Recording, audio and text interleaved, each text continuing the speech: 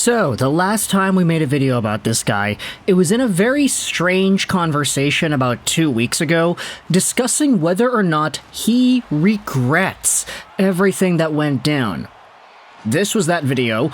Does Dylan Holloway of the St. Louis Blues regret signing the offer sheet?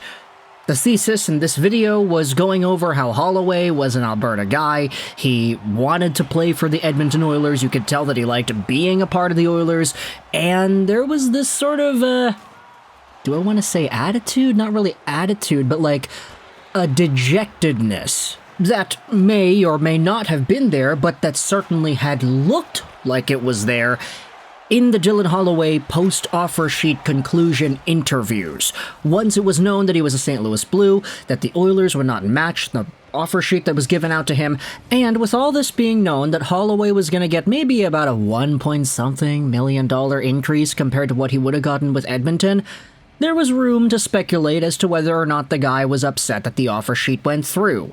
Hey, he did right by his agent and himself to sign a deal that gets him more money, but if it comes at the expense of playing for a team that he just really wanted to play for, then what? I mean, logic and emotion rarely tango in the right ways, so is this one of those situations? Does Dylan Holloway regret signing the offer sheet?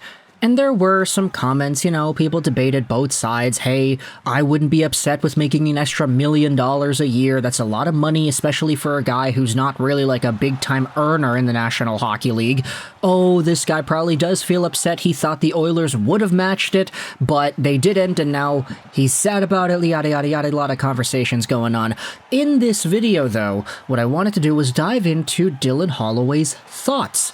Because this article from David Staples earlier this morning goes out there and talks about how Dylan Holloway criticizes the Edmonton Oilers' negotiating tactics. He says it was weird the way they handled the negotiations. This is going to be linked in the description if you want to go ahead and read this yourself. Of course, it's a Holloway Edmonton-focused article. This in from Holloway on St. Louis hockey commentator Andy Strickland's Hockey Sense podcast. Holloway's statement that the Edmonton Oilers were aware of St. Louis's intention to give offer sheets to him and Broberg well ahead of the actual offer sheets. Holloway said this on the show: "We knew about the offer sheet before we had any negotiations with Edmonton, which was kind of weird. We were trying to get a deal done. I don't think we were asking for anything crazy at all. If anything, we were very upfront with Edmonton the whole time, even about the offer sheet. We explained, hey, this was an option for us. Can we get a deal? And it was weird the way they handled it. I felt I had no other option but to sign the offer sheet."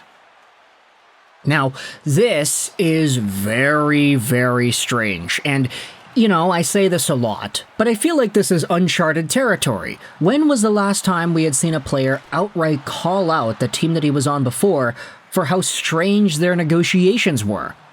Okay, actually, maybe that does happen more than I think it does. I'm thinking about Steven Stamkos and Jonathan Marchessault. Yeah, okay, maybe the Vegas and Tampa Bay teams have that happen to them quite a bit, but for Edmonton, for a Canadian franchise, this doesn't happen often, especially for a guy whose level in the NHL isn't really, too high. Of course, no disrespect to Dylan Holloway. He's an NHL player. I'm never going to be that. But, he's not Sidney Crosby. He's not Connor McDavid. He's not making 8 figures. He's making $2-something million, and he was projected to maybe making about $1 million. So the offer sheet here really came into play when you think about the player and you think about the client getting an extra $1 million-ish.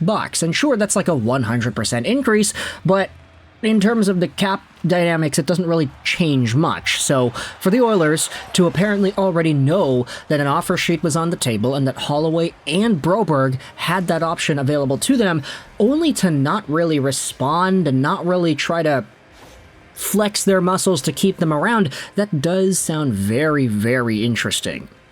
I mean, from the way Holloway describes it, it seems like him and his party, and maybe even the Broberg camp, were upfront and honest, saying, hey, we have options.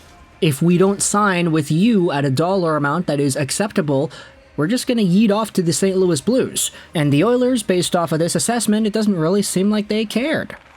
Holloway also said it was bittersweet to leave Edmonton, the team that had drafted him and the one that was close to his home in Calgary, but at the same time, the opportunity to play in St. Louis is a good one. I'm really excited to be with the team. It was a tough week as Edmonton decided on matching the offer sheet or not, Holloway said. Edmonton fans wanted my head there for a bit. They probably still do. I don't know. Honestly, a lot of my comment section had a lot of Oilers fans the other day. Nobody really seemed to be all pissed off at Holloway. It seemed to be more like, yeah, get pissed off at the Oilers management for not going the extra $1 million to keep this guy around. If anything, good for Holloway, getting as much of a raise as he could. Although, of course, you could kind of tell that he maybe seems a bit butthurt about it. Holloway said his Oilers teammates understood his decision. Everybody understands. It's the whole business. I don't think the fans really understand, though. It's the whole business side to it. He just said the same thing twice in a row. I can't want to be on the team for all the right reasons, but if management doesn't see eye to eye, it's the whole business with the salary cap. It was definitely hard. You have a good group of guys. You want to be with them forever, but at the end of the day, it doesn't work like that. Hockey ultimately is a business, and you've got to take a look at yourself. That's kind of the advice I was given from a lot of guys too. You've got to take care of yourself first. Now, what I also wanted to do, upon reading these comments made by Dylan Holloway on the podcast with Andy Strickland, was go over David Staples' response to it because, you know, the Cult of Hockey articles on the Edmonton Journal are usually formatted like this. There's a topic, and then Staples goes out there and writes my take. Like, this is the first point in his take. It's interesting that the Oilers knew about a possible Holloway offer sheet in advance, but it makes sense. Holloway wanted to sign in Edmonton and stay with the Oilers. He also wanted more money than Edmonton was offering. Of course, his agent is going to use the threat of an offer sheet to try to make both things happen. Why would he not? As for Holloway's response, though, that Edmonton's negotiating stance with him was weird, I don't buy it in the least. It was no doubt Holloway's subjective experience, but I don't see it as objectively fair or accurate. Okay, interesting. Edmonton is in a salary cap bind. They have been since Edmonton's hockey boss, Jeff Jackson, spent over the salary cap during the free agency period. Jackson did so by bringing back the team's excellent checking line, Henrique, Janmark, and Connor Brown, and signing quality newcomers Arvidsson and Skinner. To get down to the cap, Jackson was going to have to thread the needle, maybe with Evander Kane going on the LTIR if that made sense for Kane, maybe by moving out Cody Ceci, which he did, and most probably by having Holloway and Broberg accept contracts with AAVs less than about $1.3 million a year, the amount most RFAs sign for in similar positions. If the Oilers weren't budging in negotiations or were bargaining hard, that might not have been pleasant for Holloway or Broberg, but it was Edmonton's only route, given the hard realities of the salary cap. There was nothing weird about it. So, David Staples responds with a very direct contradiction to what it is that Holloway is saying. Holloway is looking at it from the player's point of view, saying, hey, like, they knew that I was going to get offer sheeted. They didn't do anything to try to stop that. And Staples is looking at it from the Oilers' point of view, where he's like, hey, the Oilers didn't really have a choice.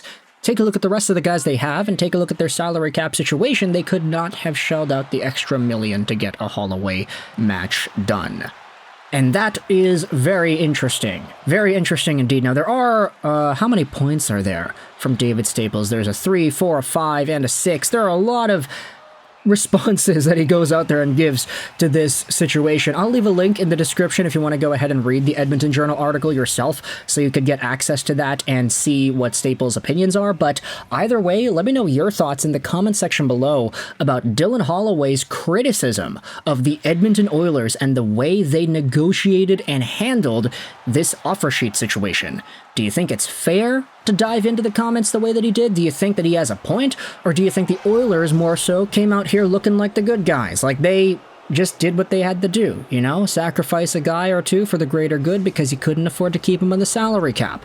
What are your thoughts on the Holloway offer sheet, the Broberg offer sheet, and whether or not you feel Holloway is a little bit resentful as to how things went down? I still want to bring that question up. Do you think Holloway regrets the situation and the way that it went down? Let me know your thoughts in the comment section below. I hope you enjoyed this video. And bye.